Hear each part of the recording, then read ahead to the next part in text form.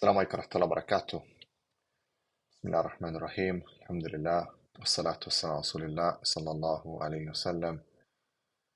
Dear brothers and sisters, welcome to another live broadcast. We're trying to keep it every Sunday, inshallah, 1 p.m. Eastern Standard Time. Jazakallah khair for joining. This is a live broadcast and it is with the options to call in. And I will send you the link for the call in bi'idhnillah ta'ala right now. Inshallah, just give me a minute. Please do like and share. Inshallah. Here.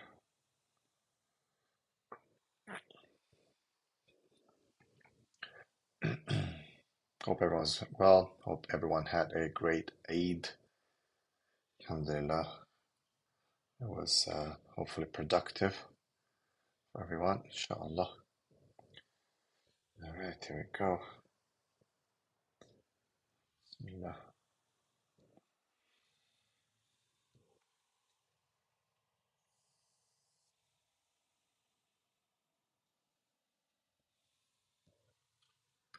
There we go. Bismillah.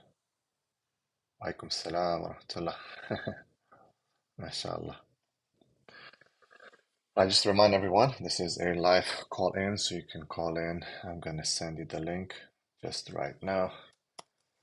All right, here we go. And we're going to highlight this. Yes, if you call in, please do turn off your camera if you're a sister. Please turn off your camera. Please stick, to one question, please. I cannot take more than one question per person. Please do respect that. If we have no call-ins, then you can call in again. And do have patience because it takes a little time till the call connects. Inshallah. Bi'idhnillah ta'ala. Takes a little time till the call connects. All right, don't forget, guys, the super chats that can get your. Some people want to just type and then I'll read. I don't need to read your name necessarily. Bismillah. But super chat helps us, inshallah, in dawah, in continuing this work. Hit that super chat, inshallah, and also spread, like, and share, and yeah, do also consider to sign up for the YouTube subscription, inshallah. All right, we have brother Ayan Lee. Assalamu alaikum rahmatullah. Assalamu alaikum. Salatullah. How are you, brother? Alhamdulillah, hayakallah. How's everything? I have a question on what your opinion on public display of like Muslim couples and like online and stuff, and what's your opinion on that?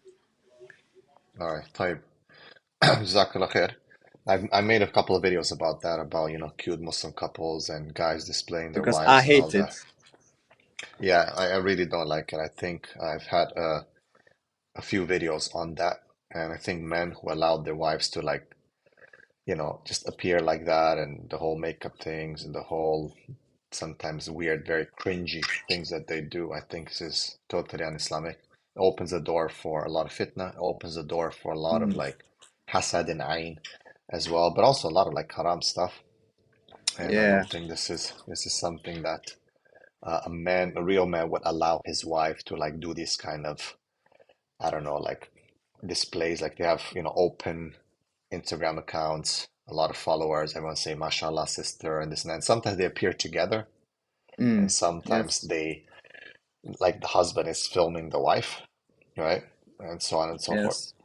Yes. There's like some sisters in hijab or niqab.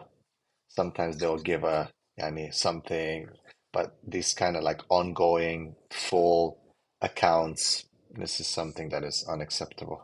Allah alam. And Yeah. I think it's totally cringe, and the men who allow their wives to do that, like they feel like almost like it's like a trophy wife.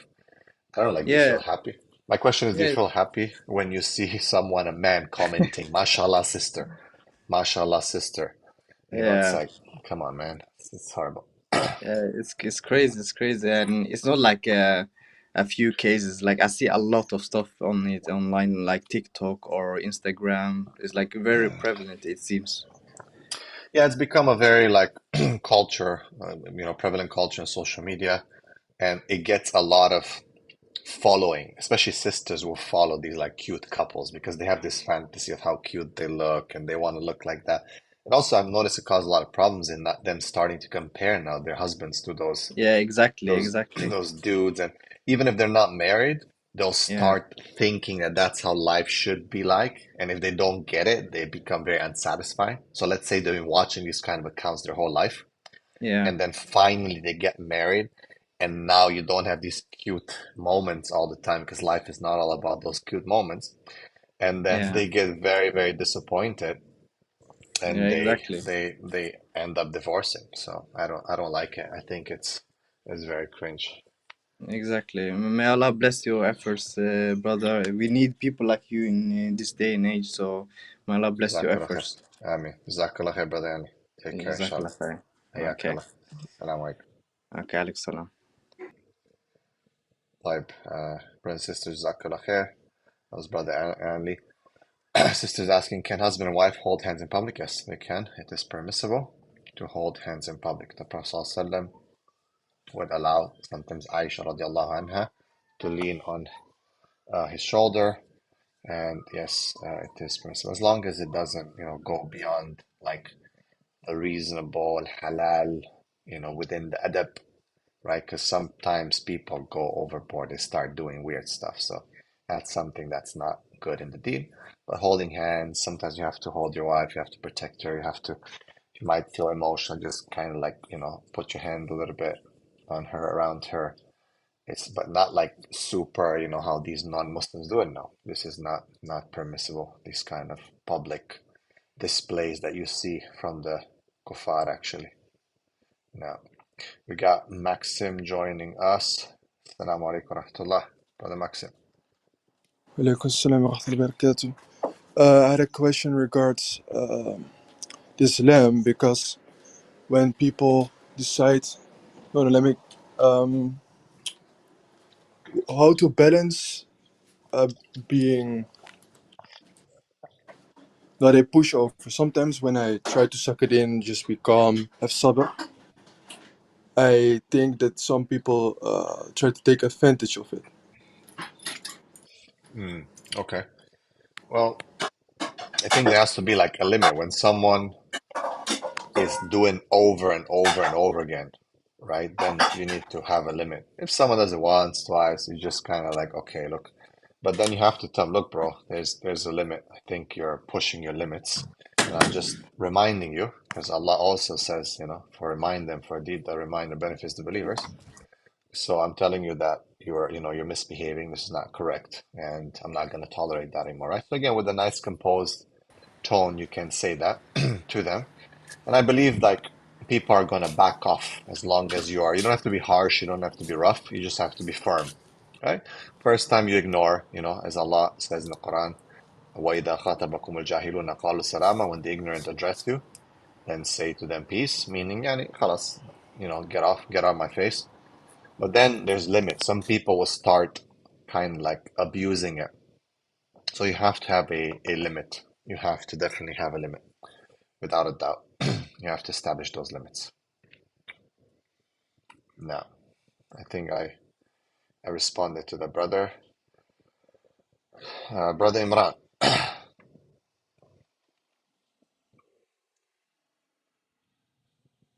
advice for a 15-year-old girl or 15-year-old girl: stay off TikTok and Instagram. If you haven't gone yourself yet on TikTok and Instagram, then stay off TikTok and Instagram. Trust me, it'll be probably the best thing you can do for yourself, for your future marriage, for your children in the future. It's probably the best thing you can do. May Allah help our young sisters, because social media is really, really killing them. It's really, really hurting them. And I believe um, if a person can, like if you don't have work, you're not doing something, you're 15 years old, you're destroying your head. The algorithm is meant to mess you up. is meant to mess your brain so you can start purchasing things, you can start following trends depending what trend is trendy, and that is how it's designed. It's not happening just like that. Jazakallah khair. May Allah bless you for the super chat. We got a super chat here. Alhamdulillah. Assalamu alaikum, akhi. Is a good idea for me to attend a free mixing marriage event. There's no rule to have wallies there either. I'm apprehensive, but I need to get out there more. If you get me, what would you advise? Okay, that is a it's a very good question. So if there's like, it's not like a family member where it's gonna compromise the family ties or anything like that, I would say don't go. If it's like a really, really good friend, why is there no wallies? Like, why would there be no wali? Like, some weddings are disasters. Like, you can see some communities online, they have disastrous weddings. Like, they start dancing and they're filming it. I saw it recently. Someone sent me husband and wife dancing in front of everyone. The wife is wearing the tightest clothes ever. It's a specific culture. I'm not going to mention because I don't want to upset them because they're good people, mashallah. But they've kind of fallen out this trend. They're like leading this trend of like doing these weird gangster type of weddings with like, like hip hop type of dancing and R&B type of dancing with proper music, shaking themselves. And I believe this is totally unacceptable. It's haram and it's causing so many problems. She's in hijab and every man is filming her.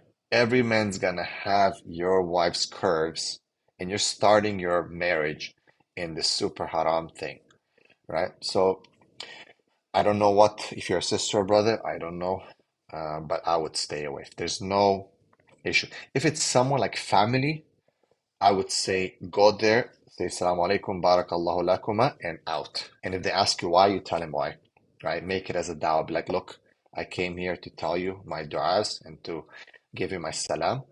Here's a gift maybe, but I'm not going to stay because, and I love you for the sake of Allah, you're my friend, but this environment, that it's not right. Right? So it's like an in and out, 2 minutes kind of thing. Give them a hug, peace out, and they're going to ask you why, and you're going to tell them why, and you're going to use that as a dawah tool to tell them why, right?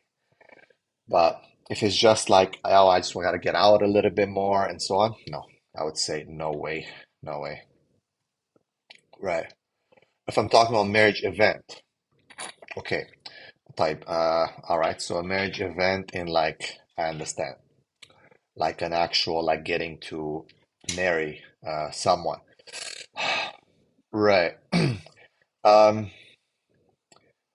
Depends again, right? Like, how is it organized? Is there, like other people knowledge there? Are there wallies there? Like people just go there to like check each other out? I don't think it's good. It can lead to a lot of problems. Like why, if it's a marriage event, right? There have been some that I know some brothers that have organized it and they've been done properly. Like wallies are there. There's some form of, separation. People are not just sitting there and just mixing whatever. They're still in the same area, but there's wallies, there's families, people are dressed properly. There's like requirements of hijab and modesty that are set ahead. And then people basically go with their wallies and there's specific criteria that they go through, some interviews, and some people actually ended up getting married. But to just go around and just chill and be like, hey, what's up? Who are you? What you're doing? This and that. I think this is totally not good. It can cause so much fitna. People start dating, people start exchanging numbers just like that, and it can cause a lot of issues. Now, again, you're going to the masjid, you're going somewhere, there's going to be some form of mixing. Now, people need to understand you all mix in some way or another. But there's a difference between the natural mixing and people just free mixing, flirting, just messing up. People having a talk or discussion or is different. People just kind of going around and just sitting around and just checking each other out and flirting and all that. I think that's a very fitna. It's a big fitna. Allah. I hope I hope you understand.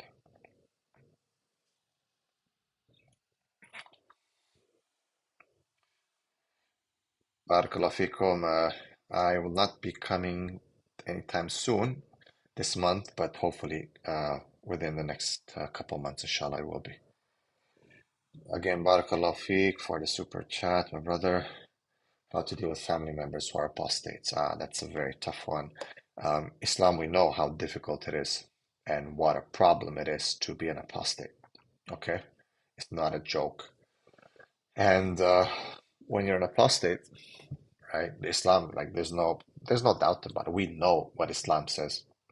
Now, because where you're living and how you're living, you don't do anything, obviously. But what you can do is, first and foremost, I would say, make da'wah to them. Like, don't just push them on the side and that's it. No, you need to make da'wah.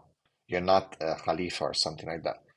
So you need to make da'wah. You need to talk to them, ask them why. Be careful, obviously, of yourself, not to get involved into any fitna, but you should try to give them da'wah, to bring them back to the deen. The Abu Hanifa and Hanafi madhab, they always say like that's one of the first steps in dealing with apostates is to understand what is the reason for their apostasy. And then to try to convince them. Right? A lot of people, they just hear and they just push them away. You have to understand, there's a lot of fitna in today's world. A lot of people are ignorant. A lot of people apostatize because they don't even know anything about Islam first to start with. Like I was talking to an apostate recently, and they didn't know anything about Islam. And I'm like, how'd you apostate even? Like, you don't even know anything about Islam, right? They're just super ignorant. So sometimes just rectifying some of their doubts can lead them back to the, and I don't know if you guys remember, but we have ikra.org, ICRAA.org, and we've written so many articles, and people have come back to the deen from responding to those shubahat and doubts.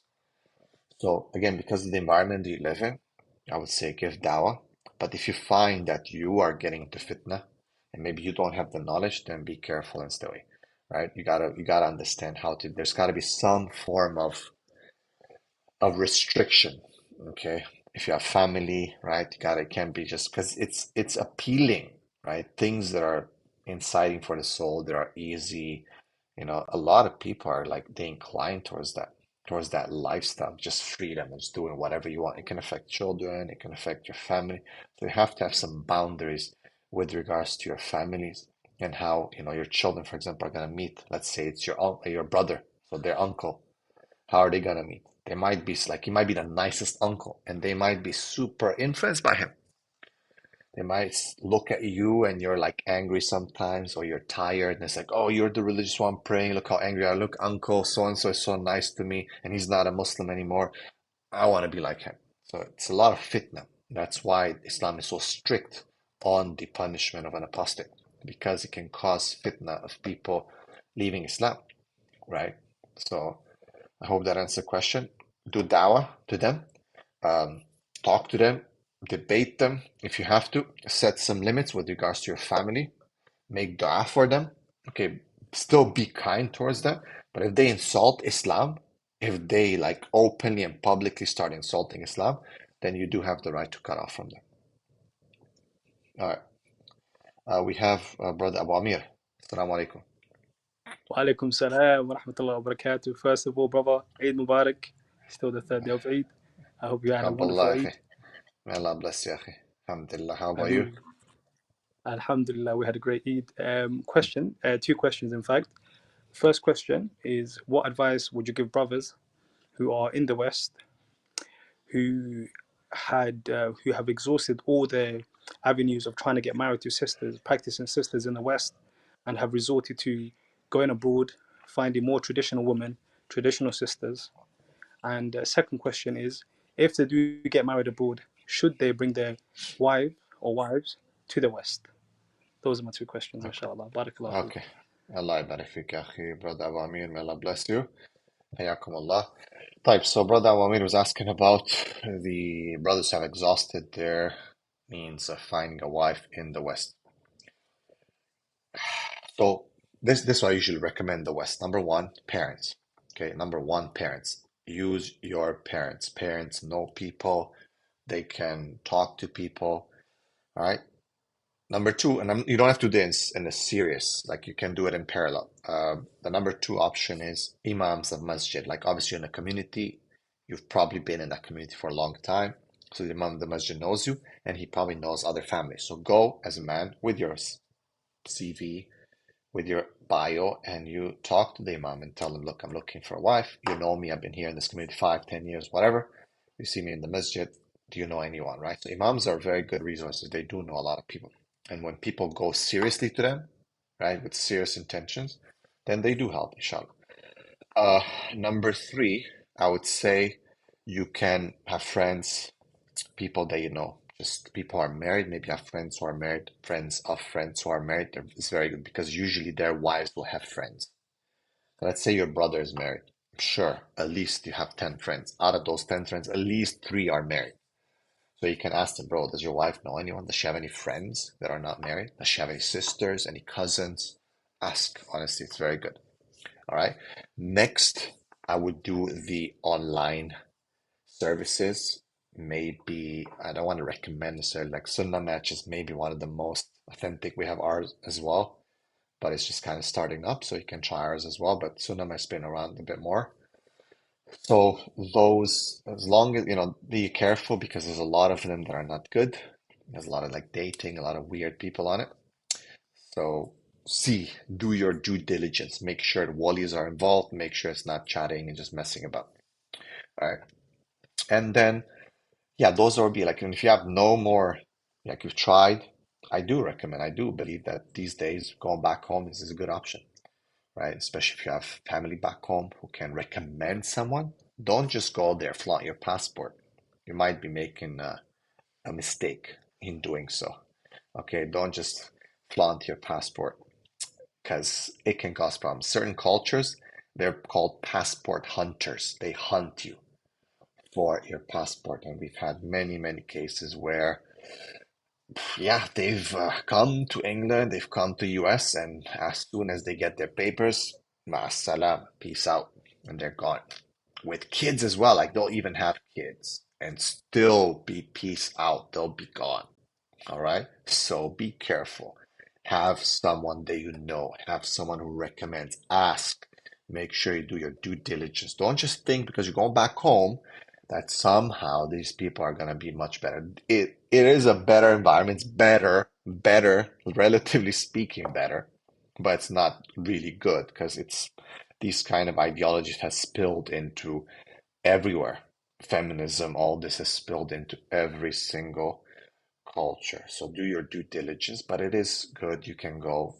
Um, One of the main things you want to look for, I would say, even for the sisters back home, right? Ask people about not just the family, friends, different, in the like go in the community, go in the neighborhood, ask people. There's nothing wrong about that. The Prophet ﷺ said, like, basically spy if you can, right? And one huge major red flag, huge major red flag is social media. Look at the social media. Don't ignore. Do not ignore. All right, be very, very careful with that. So do your best and bringing them back to your country. I would say wait a little bit. First, get to know that person, marry them there with the wali's permission, with the family, visit, spend some time, get to know them. In the process of sponsoring someone takes time. If you see that they're just pushing, pushing, pushing, I would say it's also a bit of a red flag. Why push? There's no rush, right? No. All right. Jazakallah khair. I hope that is answering the question. We're going to have Brother Haidar in a second. Just please wait. Jazakallah khair, Brother Marwan, for the super chat. Please do support, guys. If you can hit that super chat up, I can read your questions faster and quicker. If you don't want me to mention your name or to put up your question, do mention that in the question itself. So it says, I learned a lot from the غيرات for women, غيرة يعني jealousy is meaning يعني and I want to get married. What's the right balance between balance and extreme غيرة? I'm often shamed by some women in my family for feeling that way. Okay. So this is a brother talking about ghira for women, and he does want to get married, but what's the right balance between like extreme ghira and so you have to understand it's a feeling and it is an action. So, for example, an unbalanced ghira would be like where you cannot control your emotions and you're like OCDing over it, like your mind is just going all over the place and you start everything they do, move, whatever, you just like thinking that they're doing something wrong and that they're like disobeying Allah subhanahu wa ta'ala. You just, your mind's all over the place. And you start being like super harsh and there's no even reason. Like they're covered, they have haya, they're not going out, and you're just like super like obsessive about it, right? You start checking everything. That's obsessive. But if you start seeing stuff, for example, they're spending too much on the phone, they start putting pictures, posting stuff, they start tightening their abayas, they start putting too much makeup or a lot of makeup or makeup anyway, period, right? Outside, going outside with makeup. Sometimes women put makeup in the house just to whatever, amongst the family, the halal permissible family members, okay, uh, the mahrams, right? But then they go outside doing all kinds of stuff and putting makeup and dressing up in provocative ways. Like that's when you're like, okay, your ghira comes in. Like, no, you're not gonna go out like this. No, wipe that thing off your face. No, don't do this. No, don't do that. You're not gonna just do stuff that you, as a man in the house, know that this is not correct in the sight of Allah subhanahu wa ta'ala. Okay, that's like, okay, she'll say something like, oh, hey, I'm going out with my friends. And you're like, which friends? And I'm like, well, Ahmed, Muhammad, and Fatima. Ahmed, Muhammad, and Fatima? Like, no, sorry, it's not happening. You understand? Oh, I'm having girls' night out at 11 p.m. at night. No, it's not happening. Okay, you can have a girls' night out like from Maghrib to, or from Asr to Maghrib. Okay, if you guys want to, meet somewhere and have a talk or whatever. All right, in public. Girls only. Okay, Asr to Maghrib, or let's say after Maghrib for a bit. But no, once it's night, you usually should not allow your women to go outside of the house unless there's an emergency or something happens. Now, once night, time falls, it's just not good.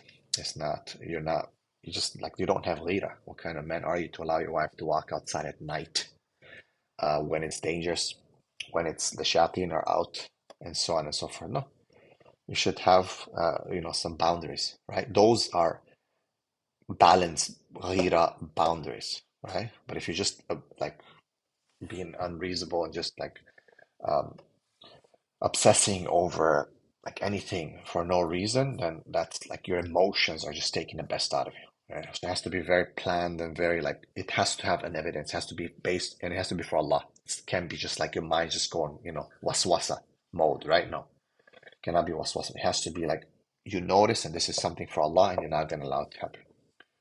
Now, I hope that answers the question. Again, Jazakallah khair, everyone, for the super chat. Now, Barakallah fikum. If anyone wants to hit one up, please do, and I can read your question faster. Now, Brother Ibrahim Osman is going to be next, but we have Haidar on call. Brother Haidar, Assalamu alaikum. Wa alaikum salam wa rahmatullah. Can you hear me?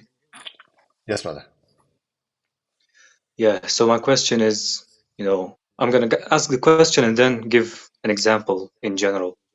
Um, so I kind of go to this free mixed environment, the university to be precise, and I wear perfume with the intention of attracting the non-mahrams. Would that be a sin? Okay, so say again. So you yourself, you're going to Yani wearing perfumes for men in general to attract non-mahrams. Would that be haram? see any form of like um, fitna that you're trying to like, if you have intention for that, it's not good, right? So the Prophet used to wear perfume, okay, and that's something that he would do, and it's something that even people could smell after you pass by, right? But his intention was not to like cause fitna or to like get. I know today a lot of like social psychologists and so they say like scent is so important. It's it attracts females, and indeed it does, right? Now, if it would have been haram for men, the Prophet ﷺ would have said like it's not permissible. right? But he said, "Hubbiba ilayya min dunyakum at-tibu wan-nisa." He said he loved perfume, and to the point that people would extract his sweat. They could take it for, to make it smelled so good. But if a person like has any intention to use any halal towards like haram, like let's say you're like, okay, I want the women to come to me and to like engage in haram or to discuss or to, right? Then that's not permissible. If you just want to follow the sunnah of smelling good, how a person reacts to that, that's not your business, because you're just following the sunnah, right? But look on the other side of, of the extreme. Women are not allowed to put perfume that's going to attract men. It's like zina, and going outside of the house, right? It's something very unpermissible, because it has a different effect on the men. You know what I mean? When the man smells certain, he's different. Women still are not gonna have still some form of haya. They're not gonna come and just like start, misbehaving just with a person just because he smells good, right? It's not gonna usually happen. These days, you never know. Maybe like things have changed a lot, right? But in general, so إنما الأعمال بالنيات, right? Just in your Mm. intention. Okay, if you put perfume, do it because you want to smell good, and the angels love good smells, and also it doesn't bother the people. And if someone likes the way you smell and all that, khair, inshallah, that's not a sin on you, right? If they act upon that, then it can be a sin on you. So, for example, like a man, the clothes that he wears are not like a woman. Like a man doesn't have to wear like an abaya or cover his hair. So maybe he has a nice haircut or he looks handsome. Like women will like it, right? They'll be attracted to him. You know what I mean? That's not a sin for him that, he's like attractive. You know what I mean? Like there was a very good looking guy at the time of Khattab radiallahu in his khilafah, right? And women were going crazy in Medina about him, and he would come around and women would lose it, you know? So Umar Khattab, like he shaved his head and he became more handsome. Women went even crazier. So he had to send them out for jihad, far away, because he was causing fitna. You know what I mean? So, and you have to, there's dhira also. Like sometimes some things, even they're halal, but if it causes problems, then sometimes you just have to, kind of like be careful, right? So if a man notices like he's really attracting women too much, right? Even though he's doing something halal, he has to be careful not to cause fitna for them. All right? Understand. But what if we take a step further ahead, for example, and think of the person, like the opposite sex, as a future spouse? Like, for example, I see a lot of practicing sisters, alhamdulillah. I don't transgress the limits of Allah while talking to them. Uh-huh. And if I have a question like relating a lesson or something, I just in a straightforward manner ask and expect an answer with the same manner. So, for example, if I'm sorry about that. So, if I have this attention of thinking of the person as a future spouse, like someone whom I'm going to propose to after Okay. my studies are over, inshallah. So would that still be haram? See, the more you delay something, let's say you have the intention to go out and be seen by someone and propose to them. صح? And let's say I'm going Mhm. out today, I'm gonna wear my best clothes, okay? I'm gonna put perfume on, I'm gonna look good, and I'm gonna go and propose, right? Nothing wrong with that. Nothing wrong as a man the Prophet ﷺ was described as one of the most handsome men, right? He didn't like cover his handsomeness, right? He would put perfume, he would fix his beard, his hair was beautiful, and Sahaba described him as more handsome than the moon, right? So if a man is just putting on the best clothes that he has and putting perfume on, he goes out there and he has the intention of proposing for marriage, and he sees a sister and something, and he's doing it in like a polite way. He's gonna, just say something or send someone or talk to her wali or, even just saying Salaam alaikum, can I have your wali's number or like can I get in contact? I want to propose marriage. There's nothing like, wrong about that. Like a person proposes for marriage. Okay. But if it leads to like fitna and they start talking, exchanging numbers, oh, I'm gonna marry you after work, after I finish my university, which means 2 years, and they start exchanging Snapchat and Instagram, and it develops into this is not, it starts. But see, the thing is, we know there's two things you can never fool, right? It's yourself, you know yourself, and you know Allah subhanahu wa ta'ala. You can never fool, okay, Allah and yourself, right? And that's it's so hard to answer because you just know how you feel. If I'm gonna go out right now and propose to a woman, okay, it's okay. I can go and propose to her. Assalamu alaikum, sister, I want to marry you. Where's your father? Is there anything haram about that? No. But if I'm like, hey, assalamu alaikum, sister, how are you? I like you. I want to marry you. Let's talk.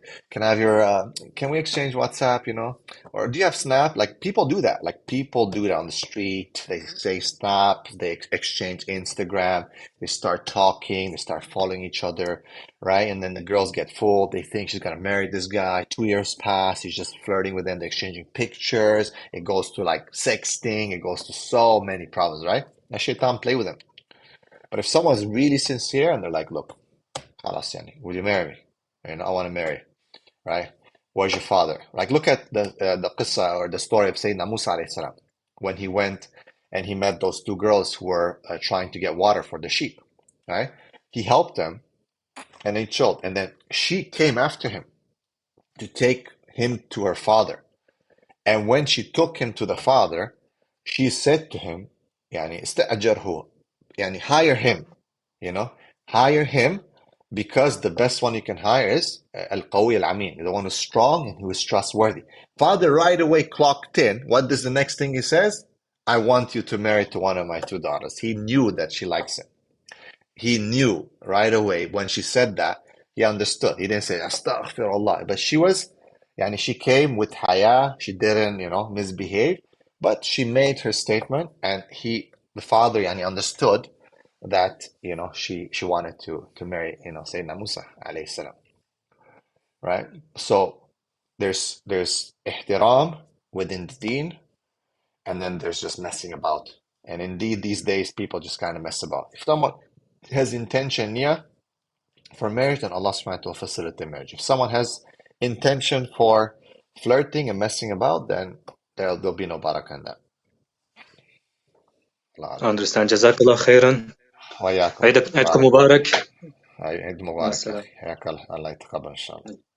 طيب, Jazakallah khair, brother. Brother Ibrahim is saying, how can you tell a woman that wants the wedding women only, but you as men, you only want a nikah at a masjid? You should discuss these things. I say one of the most important things in the premarital vetting is to actually discuss how the wedding is going to be and the mahar. A lot of people don't. They make the decision, wedding is approaching, they kind of establish a date, and now they're like, oh, let's talk about the wedding. And she's like, I want this and this perfect white dress and pictures and dancing and this music. And you're like, what? No. She's like, yeah, but you didn't tell me. It's my dream wedding. I dreamed it since I was a little child, right? And I won $20,000 with that. And you're like, oh man, what's going on? So I always say that these things have to be discussed way ahead of time. Probably one of the first things once you kind of established, okay, I like this person and I think I'll marry her, you should discuss. So how's the wedding going to be like? I want a simple wedding, masjid, nikah, done, right? And if they want like, I don't know, even with women's wedding, they're disasters sometimes. No, really. Like they're disaster. Like what the women do, how they dance, how they dress, it's not permissible for them to do that. Okay, they just totally misbehave. Like certain cultures specifically, I'm not gonna mention it again, the cultures, but it's just like the guys will get together and like sit and drink some tea, and then the women, it'll be like a proper like full-on party. And even though people think, oh, it's just women, it's not a big deal. No, trust me, it can be a huge problem. So discuss these things ahead of time. If you have a certain standard, and it should be a standard that is halal, you want to start your life in a good way with barakah. Okay, not with sin and with debts and with problems and with fights and arguments. Start your life with barakah, inshallah. All right, so discuss this. Make sure it's on the table. This is what I want. Okay, I always say discuss the wedding, the mahar, the future, the living. Where are you going to live? You're going to live with your parents. You're not going to live. You're going to take an apartment. Travel. Discuss career and education. Any debts? Does she have any debts? Because you don't want to incur those. Discuss dress code. Discuss dress code, right? Because a lot of sisters will dress in a certain way. The guy marries her thinking he's going to change her mind. And then he's going to ask her, oh, change your dress. And she's going to be like, yeah, you didn't tell me this before marriage. So discuss dress code. In my marriage vetting class that's available on my website, you can find all these. I've done like 3 hours of all the problems that should be discussed before marriage. Okay, so discuss. Make sure you vet. Some people say you should only meet once and that's it. Just get married. With all due respect, we're living in very, very different times. And, you have to, within the halal boundaries, with the permission of the family walis and all that, you need to discuss. You need to discuss, be it in a group setting, be it in, with an intermediary, with the wali, discuss these issues. Discuss. Again, Jazakallah khair for the super chats. They do help a lot. May Allah bless you, and I can see your questions much faster. And please consider doing that, guys. It supports the dawah. And do subscribe, and also check out our subscription option on YouTube. You can become a member, inshallah, and you get special content that's released only to subscribers, inshallah. طيب. Allah forsake for Allah as well. May Allah bless you, akhi, in your experience. Have sisters who got married, who had bad habits with having male friends, made sincere tawbah, and end up having long-term marriages? Okay. It's a very tough question because yes, some sisters will make tawbah, and everyone can make tawbah.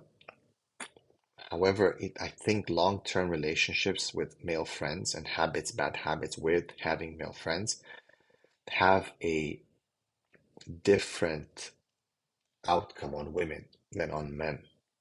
It affects them differently. For example, if a woman has been in a relationship with a man, the connection that she's had has an actual chemical effect on her body and her brain. It doesn't so much on the man. For example, if she's had multiple partners before marriage or she's been married before, it's interesting because it does affect things. It can affect the man as well to an extent, but not like the woman. The validation that a woman's used to getting from multiple different angles. She had a lot of male friends. Right now, she's going to be restricted to one person only. It can cause problems. It's not something that guys consider to have, even if they had girlfriends before marriage, which is both ways, it's haram. You have to understand, both are haram. There's no difference when it comes to haram here because male or female. The outcomes and the effects it has on a person and their personality development, their mental health, their behavior will be different on men and on women. So on women, if they've been used to receiving validation and attention from many, many different men, it will be very difficult for her to change that. You understand? Yes. Can she make tawbah? 100% she can. Yes. Can she change? Yes. Is it easy? No. No, I think it's very, very difficult. And I think in most of my experiences that I see, women who come from that experience, that background, it is very tough for them to make that change. However, sometimes some revert sisters who are really on the deen and had it past, they really make a super shift in there, and they just properly cover a niqab. They become really hard on the deen. Yeah, and then they know the other side of the fence and they're totally away from it. I've seen some of those as well, mashallah. May Allah bless them. But in general, even the Muslim sister born in a Muslim family, when they don't take Islam so seriously. They don't. And then they just had all these boyfriends, all these friends, and then they get married and find, oh, okay, I'm going to commit now. And then she realizes in a year into the marriage that she misses that attention. So what she's going to do, she's got to go on social media, post her pictures, and she's got to look for that validation. And it's going to kill you as a man. It's going to kill you. So be careful.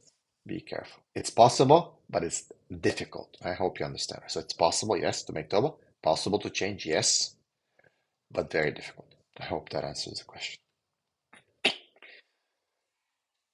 May Allah bless you. I'm going to post again the link for the calls, inshallah. Yes, you can ask long questions in the super chat. Brother is asking, can we ask long questions in super chat? Yeah, no problem. You can break it down in 2 or 3 parts, inshallah, as well. Okay, Jazakallah khair for the super chat again. I was talking to a girl in uni, no fornication, but we did hug. We don't talk anymore, but she seems to be try to be involved in my life, and I'm worried she'll sabotage my future relationships. Thank you. Yeah, be very careful.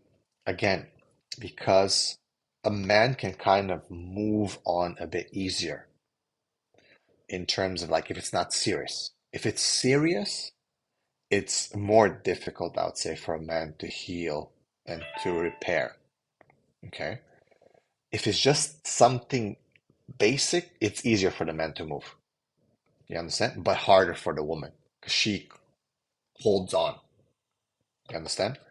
And sometimes, yes, it might be some emotional attachment, and she might continue to come around because she might be in love. He might be the first guy that she's hugged, or usually with the first experience, there comes a lot of emotional attachment.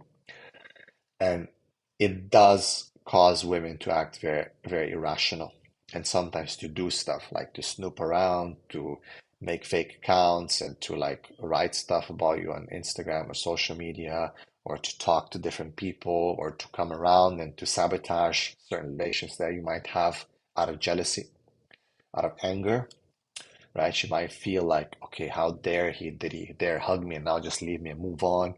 So this can cause a lot of problems. That's why Sharia puts certain boundaries around these interactions. Like you shouldn't have gone there, right? Like I'm not trying to judge you here, but it is to an extent you know that what you've done is wrong. And we all fall into mistakes, no doubt. But then we understand the wisdom of why there's so much strictness when it comes to the Sharia and dealing with these relationships, right? And sometimes people don't understand the wisdom till they end up in a problem. Once they end up in a problem, they're like, oh my God, now I understand why I shouldn't have gone this way, or I shouldn't have gone there, or I should have done this, I shouldn't have done that.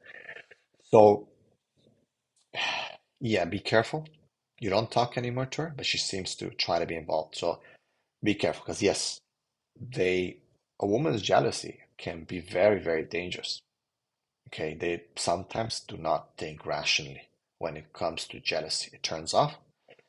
And later, after things have been done, they'll say, I'm sorry, I wasn't thinking, I was upset, I was doing this. How many times I've heard this from clients where they've done something unspeakable for a very small reason, but they will say, I'm sorry, I couldn't control myself. But the damage has been done. And it's not a big deal. Like we're not talking about like you've done something horrible to her. But to her it was a big deal. So that's why the safest thing always is staying within the limits of Allah subhanahu wa ta'ala. It's the safest thing, the best thing. It's the best thing for us. And we need to understand those. So I would talk to her. I would apologize. I would say, look, things didn't work out, and I just, appreciate if you just, step back. And I respect you, and I don't want to get to the point where we're gonna, sabotage each other and so on. It's just not right. See how that works, how that goes. And if not, in the end, then just, leave it. Just, inshallah, pray that nothing will happen. But yeah, it's always better. Preemptive is better than damage control. Always preemptive is better than damage control. Now we have TDK. لا من الروما Assalamu alaikum. Walaikum assalam. Can I just ask you a quick question, please? Sure. or it's not quick. It's gonna take a little while, but I'm gonna break it down as fast as possible. Okay. Just wait a second.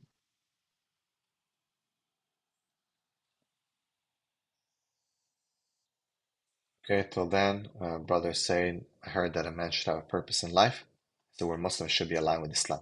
But what should that be? Non-Muslims search richness. What should our purpose be? Yeah, without a doubt, a man without a purpose is not a real man. He's just kind of in the wind, it's being blown here and there. First and foremost, our purpose is to worship Allah subhanahu wa ta'ala. Right? But worship is not only prayer and fasting, it's to spread the deen of Islam, do da'wah. That's how it should be in line with Islam. Even if you make money, the intention is to use that money for Allah, build a masjid, support da'wah, print Qur'ans, pamphlets, sponsor da'wah activities. Right? A person can have that intention. They're really good at business, for example, and they don't know how to speak or how to do videos or all that. Not everyone has to make a YouTube video. Okay? You can, inshallah, you can use that skill that you have to sponsor dawah, right? You can sponsor. So yes, indeed, and you feel like you have a mission. Yes, indeed, a man has to have a mission, has to work on pick a problem in this world within the ummah and fix it and make the intention to do it for the sake of Allah, 100%. So on top of your prayer, fasting, and all that, you're also doing dawah. I believe that is, if you look at the life of the Prophet ﷺ, that's what it was. It was spreading Islam. We're not spreading Islam today. We're just making a few videos here and there. No, if everyone does their due diligence and their duty as Muslims in the Ummah, I do believe that it's not only going to spread the deen, but it's also going to give you the feeling that I'm involved, that I'm doing something. It drives you. It gives you strength. It gives you direction. It gives you inspiration. A lot of people are just doing a 9 to 5, just caught up in the rat race. Okay, we pray, but even that we kind of drag ourselves. Have a purpose. Have a purpose. No. No.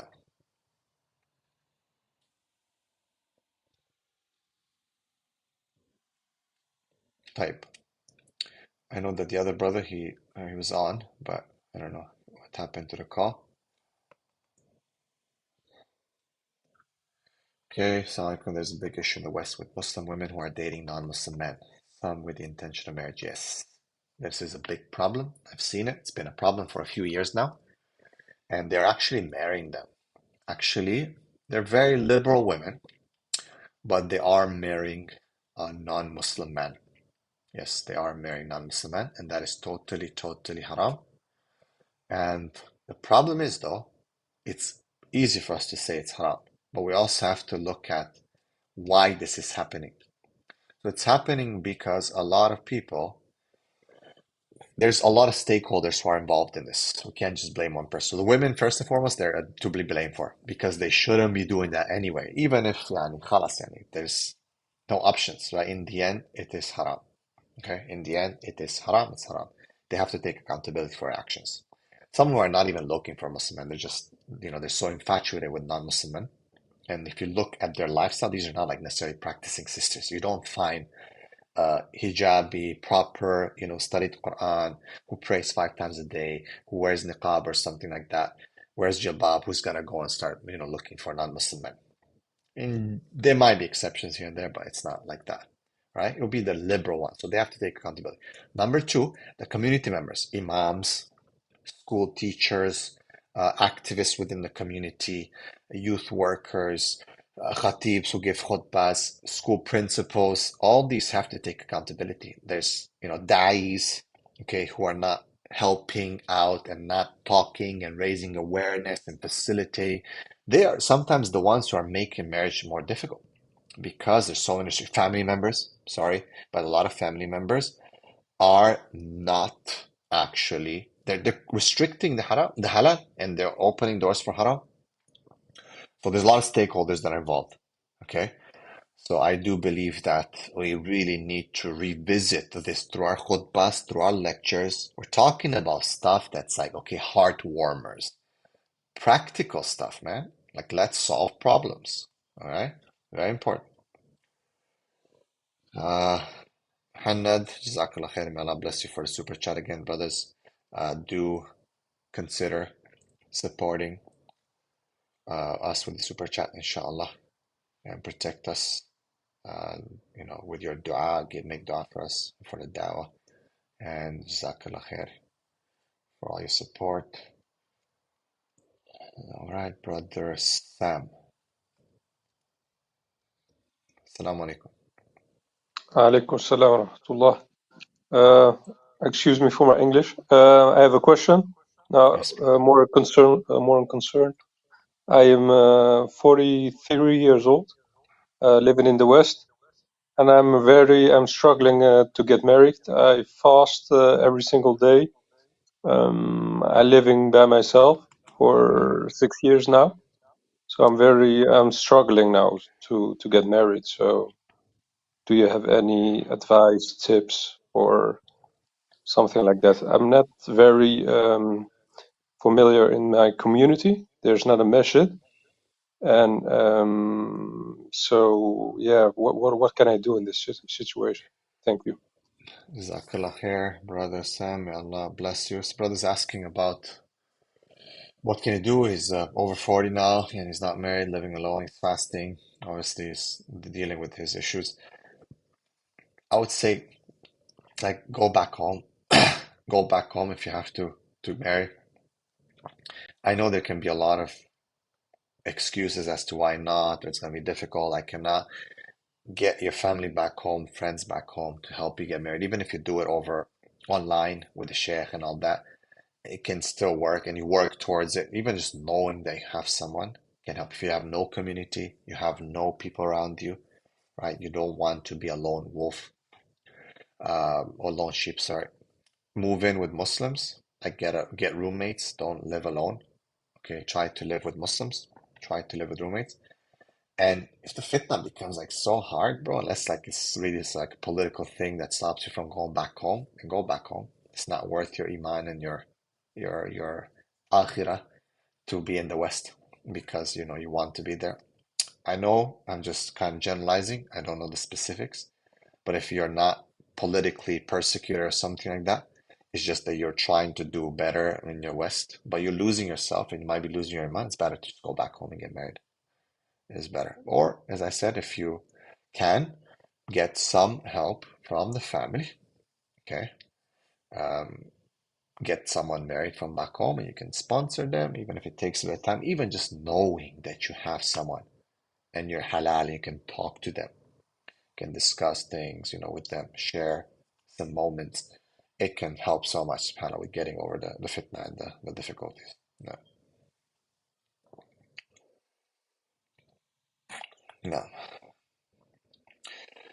Again, Jazakallah khair everyone for all your support. Please do consider again a super chat. Also consider supporting Dawah by subscribing yourself to our channel.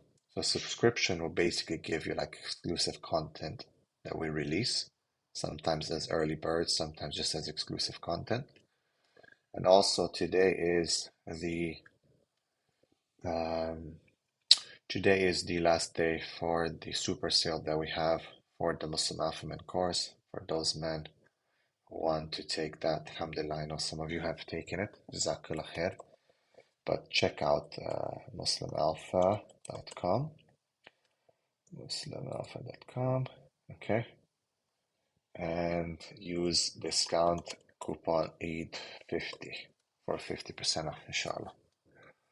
And there's a course that's coming up for sisters. Sisters have been asking, what about course for us? Look, I'm a man. It's a bit difficult for me to tell women how to be women. Like, I can tell you what men want. So actually, that's what we're going to do in this course. It's the Male Psychology 101 class. What do men want? And basically, what I'm going to teach is like, what do men want from women? And what's inside a man's head? Like, how do they act? How do they think? Why are they stubborn sometimes? Why are they sometimes arrogant? How do men think? How does their brain work? A lot of women don't understand that. They don't understand how do men want to be talked to or respected? What do they demand? How do they act? What are some of the challenges of men today? All right, so it's a class on men and it's only for sisters. This class is only for sisters because they want to understand, okay, how are men, like what do men want really? Like we don't know sometimes what men want. And to be honest, like men are not that complicated. Just have to listen. So as a man, I'm just gonna teach you what men want and how is the men's psychology, the men's brain, how are we wired and how do we act, what are the common things, what are some things that we might be deferring, and so on. No.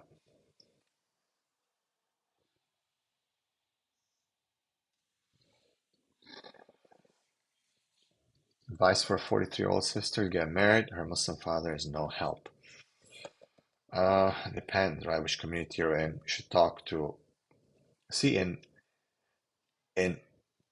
Islamic society or culture, you could like literally complain to the Khalifa, to the judge. They would step in.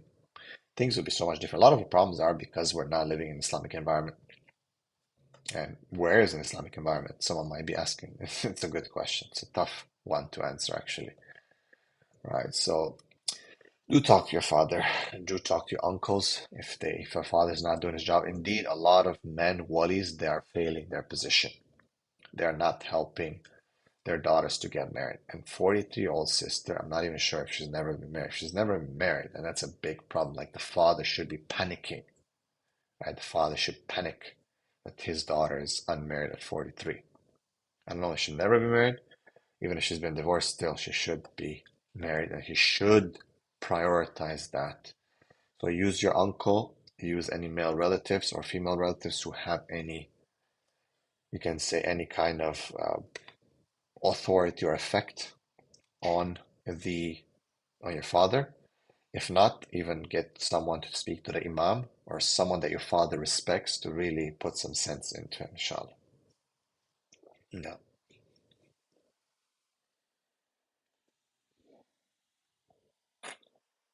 All right. Type. Again, barakallahu feekum. I'm going to put the link for the call. If anyone wants to call in, this is a live broadcast with the call-in option. If you're a sister, don't open your camera, please. And you can ask a question live as well. Do support with the super chat if you want to, or by subscribing to our channel. Also, don't forget we do have our Instagram account. Do you recommend or have marriage matching service for men who want to practice polygyny? I don't have any, and I don't know. I can't recommend because I don't know them. I think this is a very sensitive issue. It's a very sensitive issue because I know that there are some. There's one system that I know that they do that, but again, like I haven't tested. I don't know how it is. I can't recommend. It's usually again word to mouth. Sometimes the sisters. I've had clients who their sisters, like the wives themselves, found another wife for the guy. So it's not that common, but it happens. All right. Assalamu alaikum. We have Yusuf. Assalamu alaikum, Yusuf. Wa alaikum assalam. Yes, sister, how are you? I'm good, thank you. Basically, my situation's a little complicated, so I can just kind of give an overview and then maybe you can Sure. help out. Basically, me and my husband got married now 3 years ago. I'm 22 now, and after I got married, I found out he was also engaged back home, and so I didn't react very well with it. And because of the way the culture works, is that engaged is basically same as like marriage in the sense that like once you've given your name to someone, it's done. We were together. My family didn't really want me to be with him, so it kind of was like, kind of a, what's the word? They're kind of just like forced to agree with it because like I was really like adamant on getting married to him, and he was really adamant as well. So we got together. Everything was fine, and he has his own shortcomings, which I'm trying to work on. The issue is now, like within like a month or two, he's going back home and he's gonna get married. What's any tips like in how to deal with this? Like, I have a very extreme jealousy, you could say. I get upset, I get angry, and I'm always like wanting to know, like, is he talking to her? Is he texting her? This and that, and I'm like, it's starting to really get to me. That makes sense, Right. and affect me Yeah. in all my relationships and in life in general. Right. Yeah. Okay. Jazakallah khair, sister. Barakallah fikum for the question. So Yusuf is saying that the brother's going back home to get married to another wife. How can she deal with jealousy and so on? There's a good book called Polygyny: A Way Through. Polygyny: A Way Through. It's by a sister, and there's quite a lot of sisters who shared their stories with her. And in the end, I think the summary of that book is first and foremost to understand what is permissible and what is not, that it is Allah's rule in the end. A man tries his best to do it as good as he can. No woman is going to just be like super happy and jump up and down. There's always going to be super jealousy, thinking, is he talking to her? Does he love her more? All these are natural reactions of a woman. It's not going to go away. I can't give you some remedy to get rid of that jealousy. It's going to be there. But you choose how you act on that jealousy. That's one thing that's in your hands. How are you going to act? How are you going to talk to him? And so on. It's a tough one. I think is one of the biggest jihads for a woman, right? So women have these tests, right? That she has to submit herself to the will of Allah subhanahu wa ta'ala. If the man's doing it properly and he's done it, خلاص يعني, it's you like him, as you said, you're married to him, you have children. It's not like that I'm just gonna pack up and leave because I'm jealous. No, jealousy is gonna be there, but you have to look at your circumstance. You have to look at how good of a man he is, and in the end, men, women, whatever issues we have in this world, if we submit to the will of Allah, our things can become easier. Are they going to disappear? No, there's jealousy amongst the wives of the Prophet ﷺ. Just because they're the Ummahatul Mu'mineen doesn't, and they're much stronger in Iman than any of us, didn't mean that they're so happy. But they contain themselves. Sometimes they had issues amongst themselves. Surah Tahrim, for example. We know the incident around Surah Tahrim, Surah Talaq, when they were revealed. Again, there's issues with the wives of the Prophet ﷺ, jealousy and issues between them. This is natural. It's going to happen. But a person needs to submit. A woman has to submit. A man has to submit and do his part. I would say just let it be. Don't be too inquisitive. Don't look too much into it. Don't overthink it. Unless you think about your life with him is your life, and his life with the other is his life, and that's it. You just think about yourself and your life with him, and just focus on that. Focus on your children, and so on. If you find it in your heart, some sisters, they become friends. Sometimes it works, sometimes it doesn't. Few of them work, most of them don't, right? So again, it doesn't have to, but some, they find it in their hearts and they're okay. Like I've had clients who again, they're the ones who help their husbands get married, and they're looking for that friendship. Few. Most will not. They'll just be like, even if I'm in polygyny, I want my separate thing. I don't want nothing to do with the other ones. Okay? And that's okay. Right? And some say, I just don't want nothing to do with it whatsoever. And that should be always discussed before marriage and understood. Right? So just take it easy and don't overreact. And with time, it gets a bit easier. To some, depends. And but keep in mind that this is one thing that you remember yourself always, is that this is the law of Allah. When Allah decides something, He did not decide it for the bad of people. Okay? And keep in mind, if he is a good husband, he's a good man, as you said, okay, he has a shortcoming. Keep in mind that there's also a good woman out there who's gonna need that type of man, inshallah. Jazakallah khair. All right.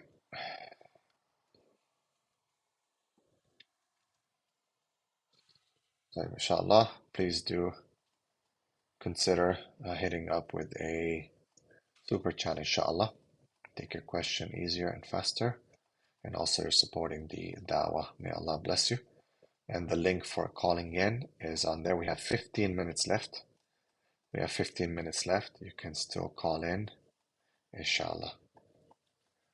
Right? So one of them, sister saying, if my husband got remarried, I'd probably end up in jail. Yeah, but again, by your name, you're saying truth seeker. If you're seeking the truth, then understood that the truth is that a man is permitted to do that. I understand that the jealousy can be very difficult, but again, a person has the choice of what they're going to do. All right. As a Turkish, can I marry a newly American converted girl? We met online, she accepted Islam before, but now she said to me, I want to marry you to live my life as best Muslim. See, you gotta be careful because a lot of people marry revert sisters and then they expect them to be like a Turkish girl or something like that. Like if you marry a revert sister, understand that there's certain baggage that comes with that, right? There will be certain baggage that's going to come with that. And you have to be ready for that. You don't want to dig in too deep, but understand they're coming from another culture, all right?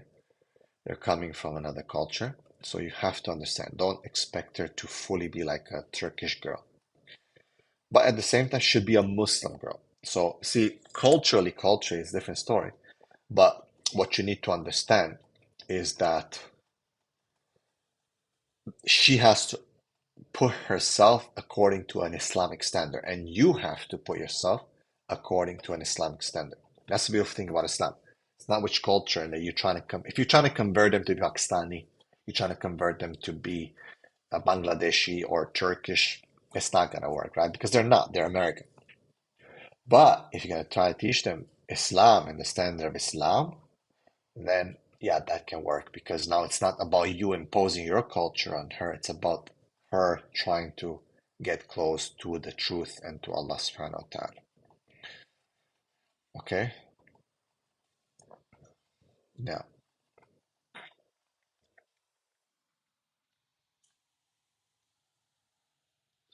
do you think the master degree in analytical psychology would be helpful for someone who wants to do dawah?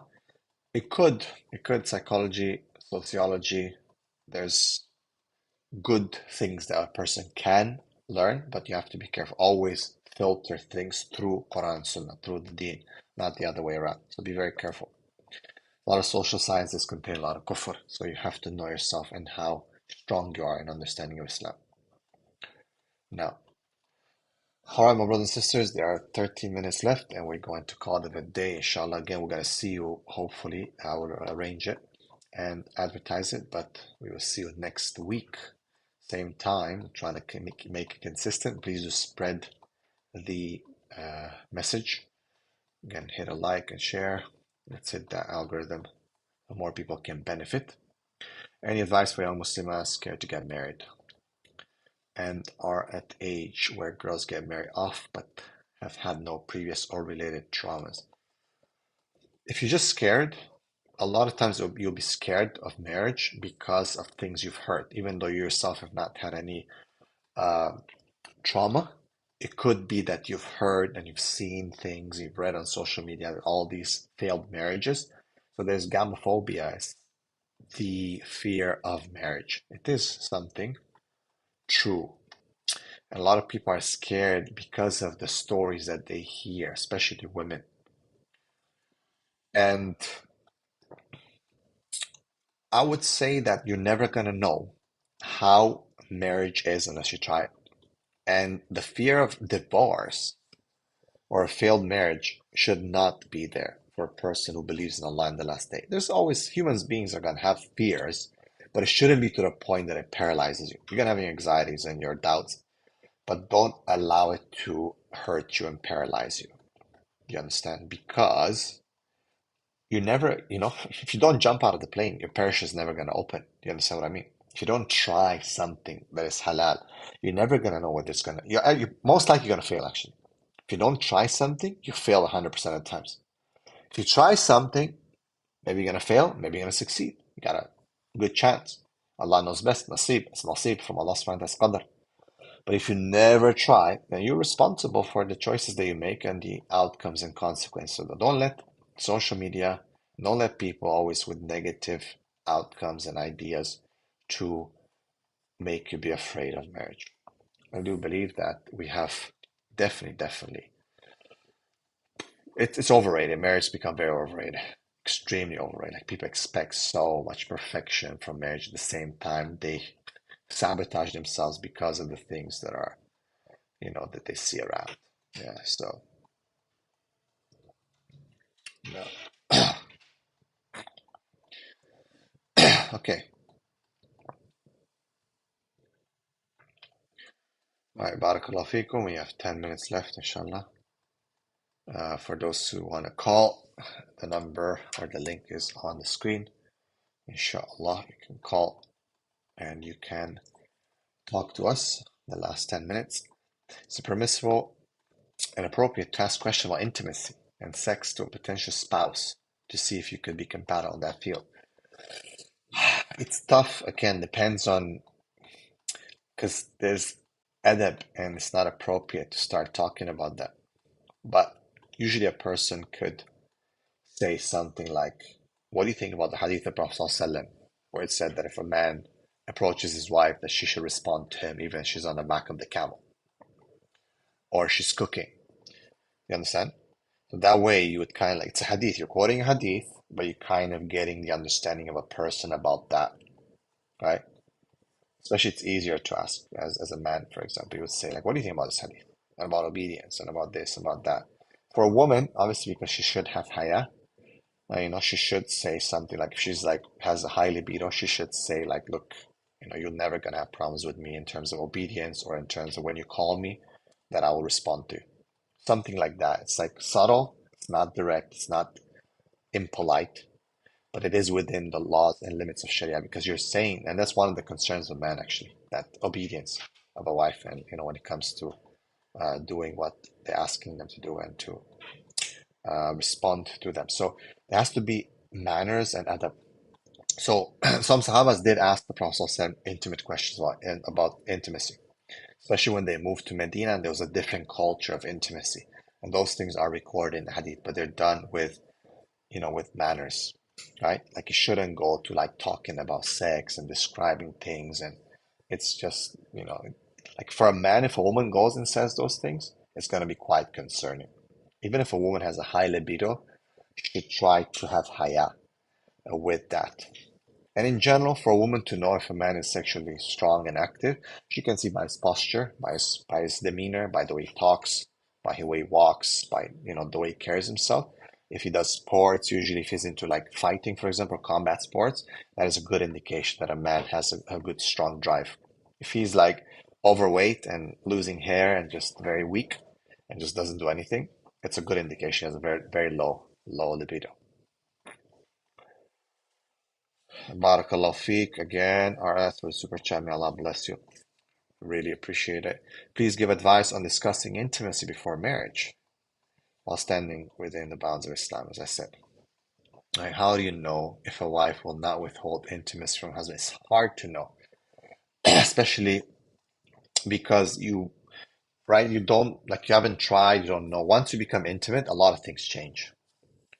And I've done a course for men called Intimacy Masterclass. Again, it's on my website. If you guys know, even if you go on my Instagram and you click on all the YouTube comments, I think they're always in the description. My websites are there. So I did an Intimacy Masterclass where I talk about that. I would say it's hard for a man to know whether a woman can withhold intimacy, because women have weaponized intimacy. So women hold the key to intimacy, and it's easier for a woman to control intimacy, right? Because basically she has to accept it.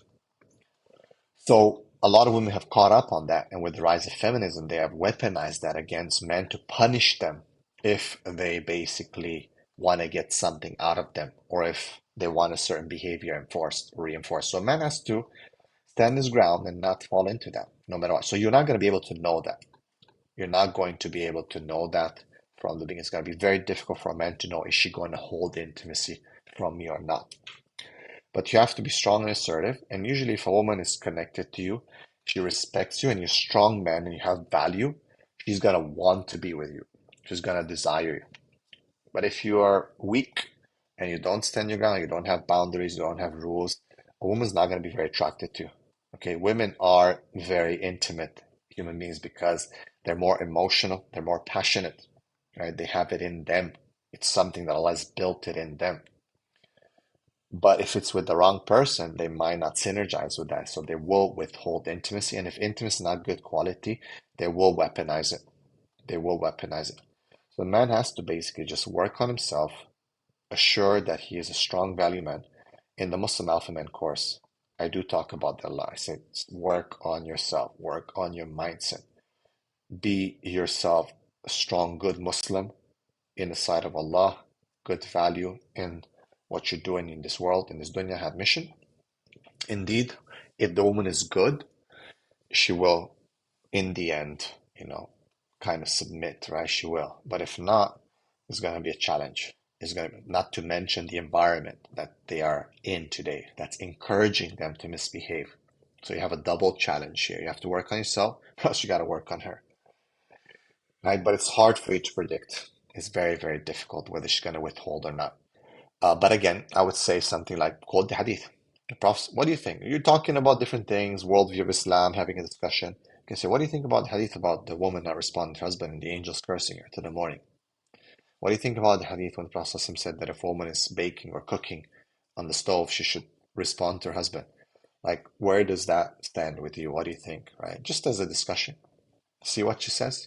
It's totally appropriate discussing the hadith. Nothing wrong about discussing the hadith. Barakallahu feekum. Brother Hannah, Jazakallah khair. May Allah bless you and protect you. Ameen, ameen. Brother, one more question. I'm young, but I've suffered a lot in sports injuries, head injuries, got re-injured.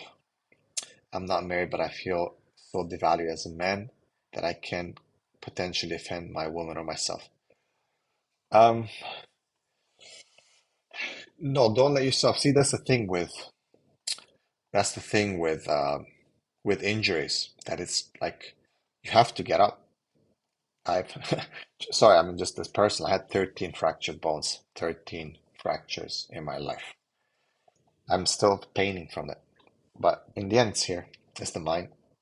Sometimes you just have to be very, very strong in your head. That's why in the Muslim Alpha Man course, I talk about mindset, right? Sometimes not about the body, it's about the heart. It's about your demeanor.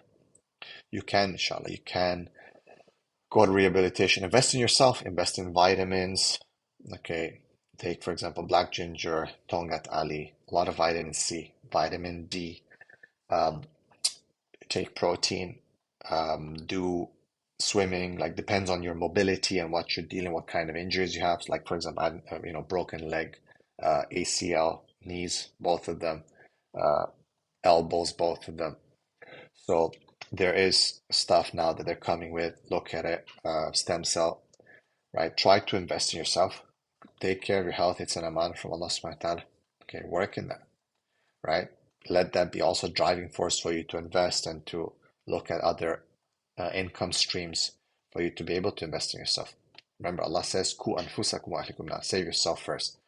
Take care of yourself, no doubt. So yeah, maybe talk to me, maybe contact me. We can maybe have a counseling session, discuss more detailed stuff, inshallah. But Jazakallah khair, thank you again for the support. Barakallah fikum. It's the last minute. May Allah bless all of you. Again, it was a great, inshallah, discussion. I do appreciate everyone. Great questions, great calls. Sorry I couldn't take everyone's call, but I do really appreciate everyone. May Allah protect all of you. Inshallah, we'll see you next week. I will announce it again. Most likely, I'm trying to do it every single week. And thank you so much. Jazakallah khair. Subhanakallahumma bihamdik. Ashhadu an la ilaha illa anta astaghfiruka wa atubu ilaik. May Allah bless all of you. Assalamu alaikum wa rahmatullahi wa barakatuh. And this will be posted, inshallah, on YouTube for those who did not watch all of it to review it, inshallah, and share it with everyone. Assalamu alaikum.